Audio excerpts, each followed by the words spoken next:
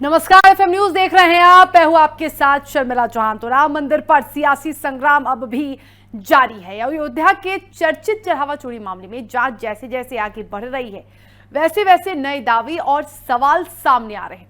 जांच की आंच अब आरएमओ अर्जुन देव तक पहुंचने की बात कही जा रही है, जबकि 1600 सीसीटीवी कैमरों की निगरानी व्यवस्था, चढ़ावा गिनती की मॉनिटरिंग, लंबे समय से एक ही स्थान पर तैनाती भी जांच के घेरे में है। पुलिस आरोपियों की संपत्तियां अटैच करने की तैयारी में है। जेल में बंद अविनाश शुक्ला से 4 घंटे तक पूछताछ हुई। जांच में निवेश संपत्तियों के दस्तावेज, आभूषण, नगद मिलने का दावा किया गया। अविनाश शुक्ला ने पूछताछ में कथित तौर पर अनिल मिश्रा का नाम लिया, जबकि मंदिर के पूर्व इंजीनियर दीनानाथ वर्मा ने भी उन पर 40% कमीशन लेने का आरोप लगाया। हालांकि ये सभी आरोप और दावे अभी जांच के अधीन हैं। इनकी आधिकारिक पुष्टि या न्यायिक सत्यापन होना अभी बाकी है। ऐसे में सबसे बड़ा सवाल यही है, क्या राम मंदिर के चढ़ावे में संगठित गड़बड़ी का पूरा नेटवर्क काम कर रहा था, या जांच के बाद तस्वीर कुछ ऐसी सामने आएगी?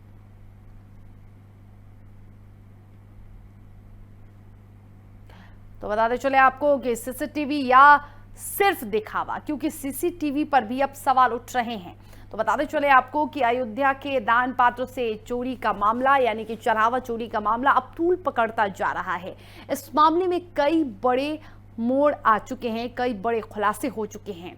इस मामले में अब आरएमओ पर भी गाज गिर सकती है, क्योंकि जांच की आंच में वो आ चुके हैं। बताते चले आपको कि आरएमओ अर्जुन देव की भूमिका पर सवाल उठ रहे हैं और उनकी ट्रांसफर पर भी अब सवाल उठाए जा रहे हैं।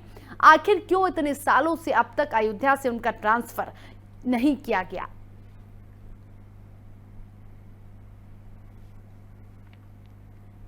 चलिए, तो आरएमओ का ट्रांसफर सजा या षड्यंत्र, कई बड़े सवाल हैं।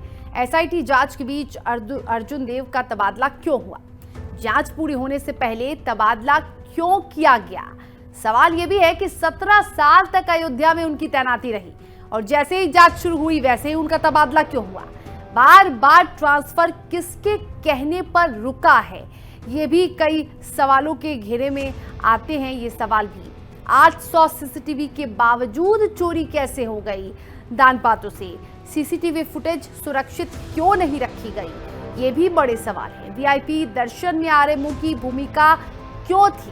क्योंकि इसमें तो आरएमओ की कोई भूमिका नहीं होती है। ट्रस्ट के कामकाज में आरएमओ का दखल क्यों था? क्योंकि ये भी उनका कार्य नहीं है, उनके कार्य क्षेत्र में नहीं आता है। राम मंदिर दान विवाद पर ट्रस्ट कोषाध्यक्ष की चुप्पी क्यों है? सवाल पर स्वामी गोविंद देव गिरी ने जवाब क्यों नहीं दिया? तो उज्जैन में समारोह में पहुंचे थे स्वामी गोविंद देव गिरी और इस दौरान उन्होंने मीडिया को इशारे में चुप रहने को कहा। तो मध्य प्रदेश में कैमरे के सामने चुप रहने का इशारा करते नजर आए गोविंद देव गिरी। बिना प्रतिक्रिया दिए ही कार्यक्रम से वो रवाना हो गए।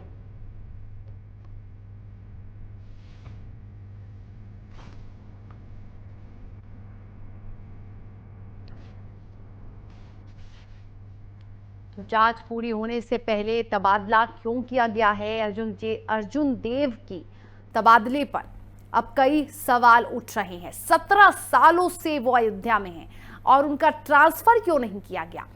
कौन ऐसा था, किसके कहने पर उनके ट्रांसफर को बार बार रोका गया? और अब जब एसआईटी जांच कर रही है, जब कई सवाल आरएमओ पर उठ रहे हैं, तब उनका ट्रांसफर अचानक से गोरखपुर क्यों कर दिया गया?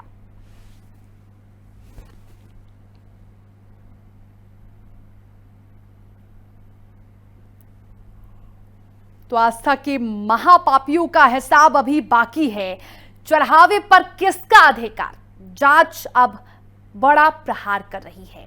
सीसीटीवी फुटेज क्यों नहीं सुरक्षित था? कई ऐसे सवाल हैं जो लगातार उठ रहे हैं और अब इस जांच की आंच में आरएमओ भी आ चुके हैं। जी हां, आपको बताते चले कि आरएमओ अर्जुन देव पर अब कई सवाल खड़े हो रहे हैं। जब एसआईटी जांच कर रही है, तब इसके बीच उनका ट्रांसफर क्यों किया गया? यह ट्रांसफर 17 सालों में क्यों नहीं हुआ? 17 सालों तक अर्जुन देव का ट्रांसफर किसने बार बार रुकवाया? कई ऐसे सवाल हैं। और इन तमाम सवालों के जवाब अब लगातार ढूंढे जा रहे हैं। कई ट्रांजैक्शंस को खंगाला गया है और उन ट्रांजैक्शंस में ऐसे ऐसे सबूत एसआईटी के हाथ लगे हैं जिसको देखने के बाद एसआईटी भी सन्न है। हैसियत से ज्यादा की आय, हैसियत से ज्यादा के ट्रांजैक्शन पाए गए हैं।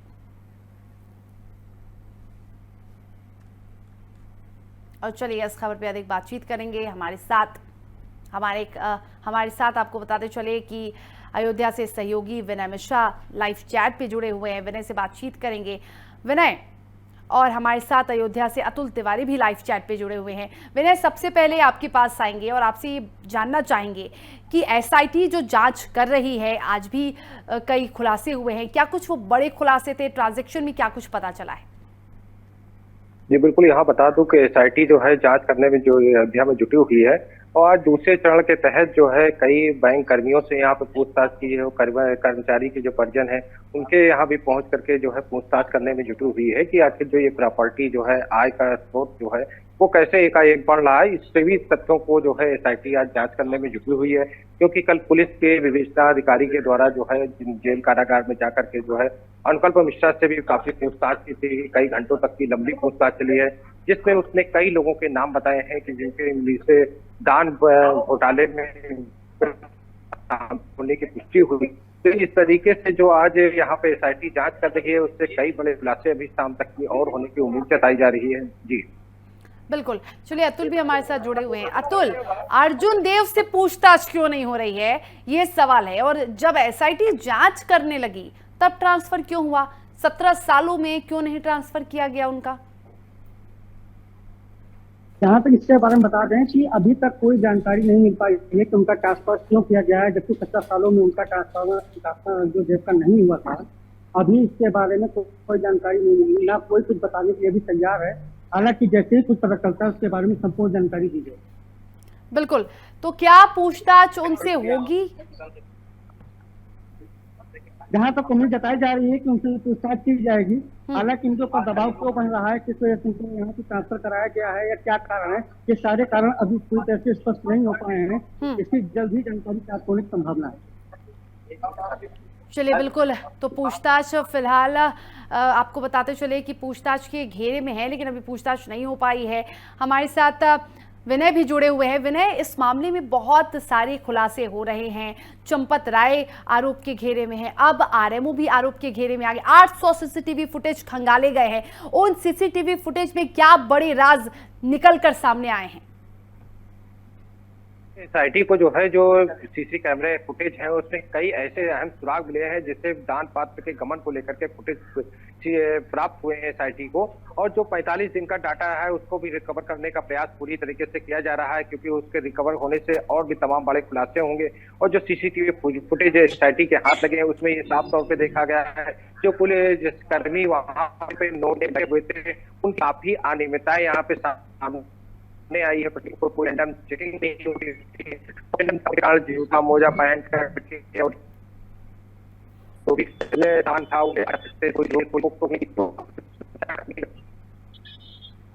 अतुल, क्या आज भी किसी से पूछताछ हो रही है? अभी किसी से पूछताछ की संभावना तो नहीं है, लेकिन यहाँ पे ये दर्जा जा रहा है कि शाम तक पूछताछ हो सकती है। जो 8 आरोपी हैं, एसआईटी की जांच अभी पूरी तरह कंप्लीट, जो 8 आरोपी हैं जिन्हें न्यायिक हिरासत में भेजा गया 11 दिनों के लिए, उनमें से कई आरोपियों से पूछताछ की गई है।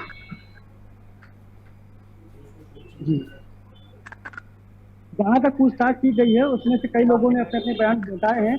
अभी जो मौके पर है एसआईटी द्वारा जितने भी अयोध्या के तहसील है, सबसे जितने भी रजिस्ट्रार ऑफिस हैं, सब में यहाँ पर इनकी चेतावनी और जो भी इनकी प्रॉपर्टी से संबंधित दस्तावेज है वो सारे निकाले जा रहे हैं। पूछताछ के आधार पर यही पता चल रहा है कि अभी सारी रिपोर्टें जब तक नहीं एक हद तक हो जाएंगी तब तक के कोई भी खुलासा करना अभी मना है। चलिए, खुलासा करना भी मना है।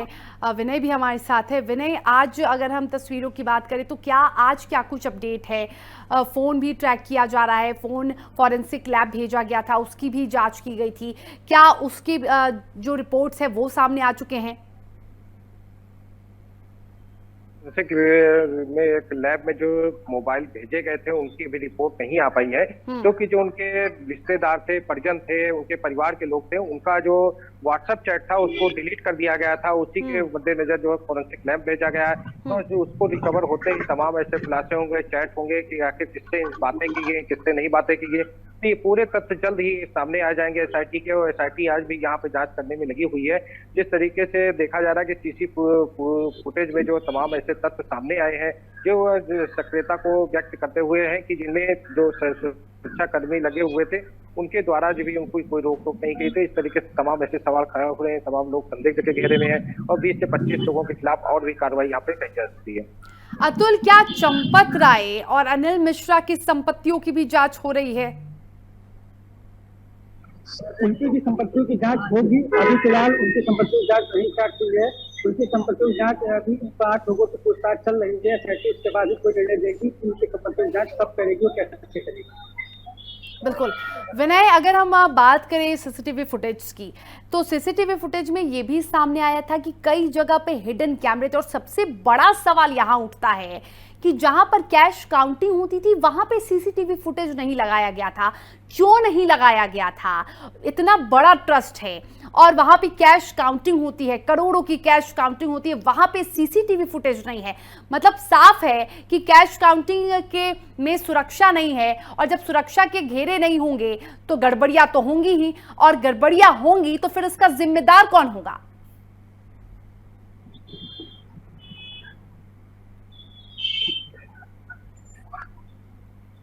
होती विनय, आवाज आ रही है आप तक हमारी? क्या नहीं थी जाती, क्योंकि जो पुलिस के द्वारा मॉनिटरिंग की जाती थी, यही एक ऐसा स्थान है जहाँ 27 मई को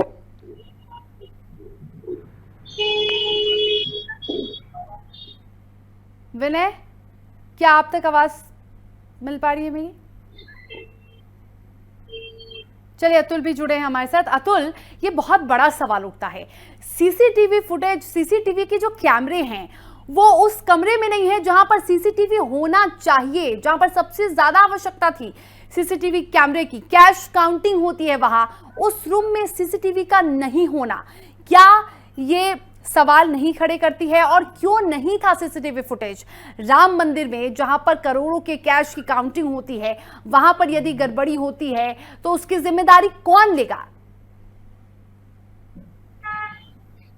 जहां तक सीसीटीवी फुटेज की बात की जाए, जहां कैश काउंटिंग होती है वहां पे सीसीटीवी फुटेज का ना होना सबसे बड़ा सवाल है। और यही सवाल शायद सबसे बड़ा प्रश्न बनकर बैठा हुआ है, क्योंकि अयोध्या का जितना भी दान पाल का चढ़ावा और पैसा आता था वो एक कमरे में गिनती होती थी, काउंटिंग होती थी जिसकी, उसके अगर सामने उसके अंदर कमरे के अंदर अगर सीसीटीवी कैमरा ना लगा है और बाहर सिक्योरिटी के पास लगा हुआ है, तो वो एक सबसे बड़ा प्रश्न है कि जहाँ वहाँ कैमरा नहीं लगा था और जबकि सेकंड गेट पे लगा हुआ था। इसी प्रकार से लिए और भी ट्रेन जुड़ी हुई है। प्रश्न बड़ा है कि खड़े होंगे, अब बता पाना ये अभी मुश्किल है कि आगे क्या नतीजा निकलेगा और क्या रिजल्ट है। अतुल, आरएमओ की भूमिका उन जगहों पर क्यों थी? उनकी संलिप्तता, उनकी भागीदारी उन जगहों पर क्यों थी जहां पर आरएमओ की जो कार्य है वो कार्य क्षेत्र है ही नहीं? वहां पर उनकी मौजूदगी, वीआईपी दर्शन में उनकी मौजूदगी, ये क्या सवाल खड़े करती है और इस पर क्यों किसी की नजर पहले नहीं गई?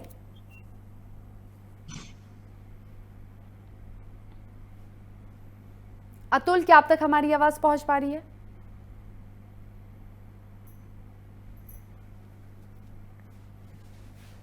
तो बताते चले आपको कि कई ऐसे सवाल हैं और ये सवाल लगातार जो राम भक्त है, जो देश है, वो उठा रहा है कि आखिर क्यों इन तमाम सवालों पर किसी की नजर नहीं गई, और इन तमाम सवालों का जवाब अब देश की जनता चाहती है।